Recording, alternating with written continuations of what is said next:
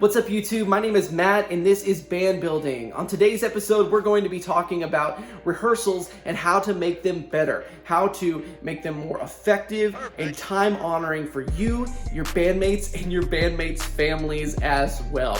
But before we get into that, I wanted to remind you about the free resource that I provided for you guys last week called the Band Building Blueprint. It is a free resource that I'm giving to you guys to help you create a mission and a vision for your band if you don't have one already, and how to set goals for this next year. And like I said, it is a free resource that I'm giving to you guys. And also, before we move any further, I want you guys to know that I have videos coming out every single Monday night at 6 o'clock, and the best way for you guys to be reminded about it is to hit that subscribe button and turn on those bell notifications. Now, let's hit that intro video.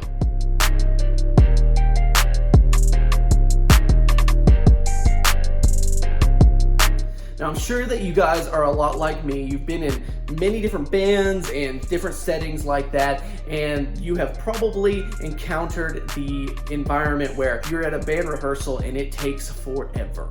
Like 3, 4, 5 hours. It's taking up your whole entire weekend, and you're feeling like that the rehearsal, you're not getting anything done, or you're not being as productive as you could be, and you're wondering if this is even worth your time. Well, in today's episode, I'm going to give you guys a few tips that I've learned in my life being part of bands to help you create more effective and time-honoring rehearsals. The first thing that I want you guys to put together is a set list, and the reason why this is important is because you need to know what songs you guys are going to be rehearsing before you even get there, so that way you know what to practice before you get to rehearsal. And since your band is probably just starting, you're more than likely going to be opening up for some different acts. So your slot time for your shows or your gigs are probably only going to be between the 15 to 30 minute time frame, which is actually great on your end because you can really get good at a few songs. So what I would like for you guys to do is just to find 3 to 5 songs that you're really good at. Songs that you know people are going to remember you for whenever your set is over. This is really important because you only have a small time slot to really grab people's attention and keep their attention. So you want to make sure that these songs are your best songs to date. And this set list will also keep you guys on track when it comes to your rehearsals.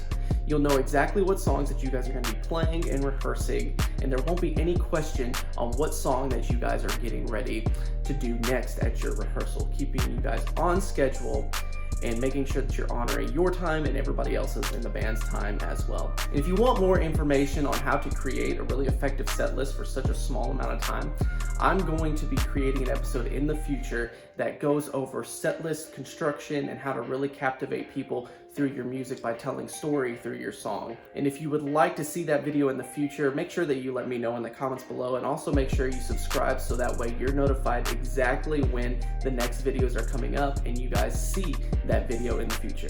Another thing that I think is really important that you make sure your team or your band has is the appropriate resources for their at-home practices. This could be as simple as chord charts and sheet music, or all the way to MP3 files and different playthrough videos for them to be able to practice with. The reason why this is so important is because you want to make sure that their practice time alone and by themselves is the most effective practice that they can possibly have, so that way your rehearsals go smooth and effective, and you guys are making sure you're using the best use of your time when you are together on the weekends or on a weeknight, whenever you guys have decided that you're going to rehearse. And this leads into my next point, and I think it's one of the most important points that we need to figure out as bands, is rehearsal is not practice time. Your practice time is on your own, at your house, by yourself, running your parts and making sure you know your part of the song to the best of your ability.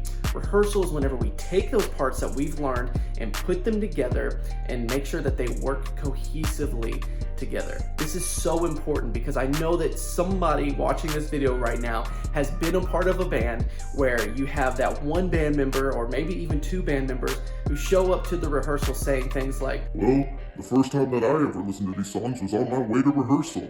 Or even to the point of, "Hey, can I get a copy of the sheet music? Because I haven't looked at it yet." And I'm going to be honest, that is just straight up annoying, and it does not honor the people you are playing with as well. It shows your lack of respect for the people who are in your band, who have spent the time really working at their craft and getting good at what they're at, and now your rehearsal is going to be much longer than it probably should be, because these people are going to be spending their time trying to figure out how to play the parts in the first place. And once you guys get together for your rehearsal, the last tip that I want to give you is save the new songs for the end of your rehearsal. And this is so important because new songs can take time and they can eat away at your rehearsal time. Even if you guys come to rehearsal completely prepared and ready to play your parts, sometimes putting it together still takes more time than you think it will. That's why I think it's important that you guys run the songs that you know beforehand and then move on to the new music. So for example, let's say you've allotted an hour of rehearsal time on the weekend and you've got a 15-minute set that you're rehearsing. It is important that you do the songs that you already know beforehand so that way you feel good going into the new song. You feel like even if the new song doesn't go as well, at least you knew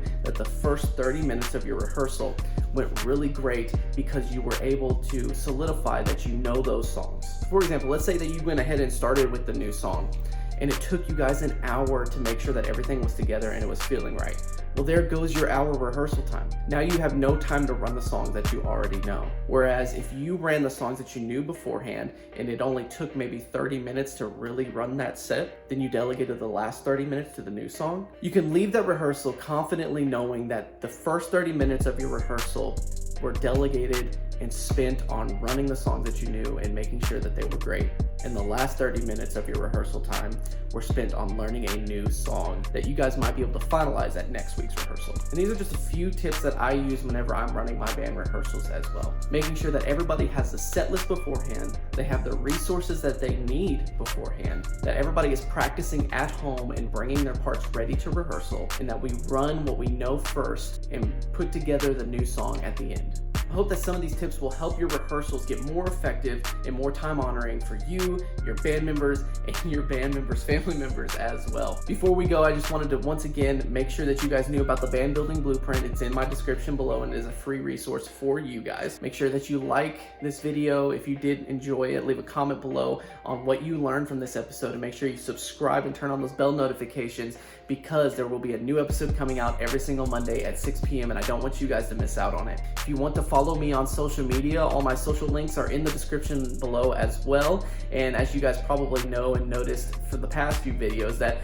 my Instagram handle does pop up here in the corner. It's very obvious that it's there. Yeah, you guys can follow me over there as well on Instagram, because there is a lot of content going on there. And if you could, please check out my Patreon page as well and consider giving, because it does take a lot of time and resources to create these videos, and I want to continue making them for you guys in the future. And if you give to that, it does allow me to delegate more time and resources to these videos. There's a lot of stuff over on the Patreon that no one else is gonna see. There's a whole archive of music that I've written since 2011.